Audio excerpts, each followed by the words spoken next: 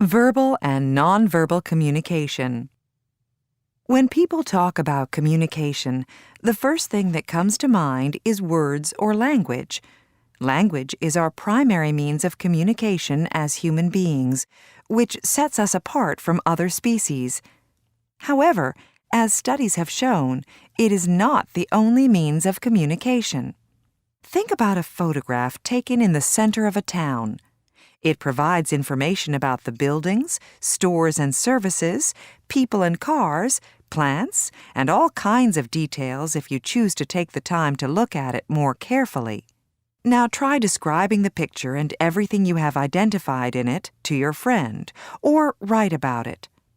How long do you think it's going to take you? Certainly a lot longer than it takes a photo to convey the same amount of information. Suppose that you have just acquired the latest electronic gadget. Would you choose to tell your friend about it or show it to him or her?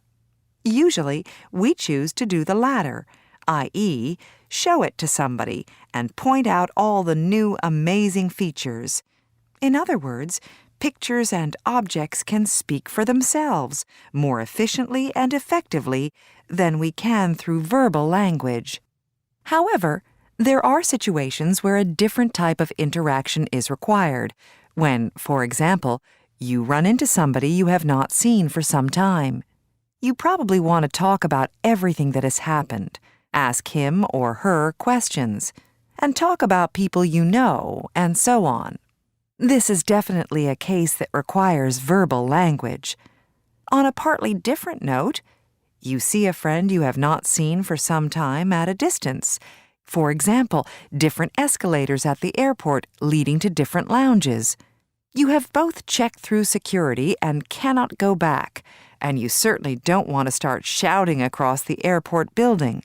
You want to get his or her cell phone number. You probably resort to gesturing by holding your hand next to your ear and pretending to talk. You point to the phone, point to your friend, and use a hand gesture to signal what, pointing back to the imaginary phone. Your friend signals each number by holding up the appropriate number of fingers.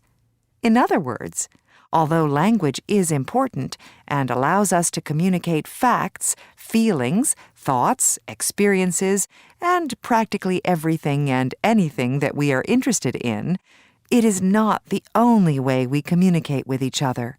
As studies have shown, about 60% of human communication is carried out through nonverbal means, for example, facial expression, gestures, or illustration.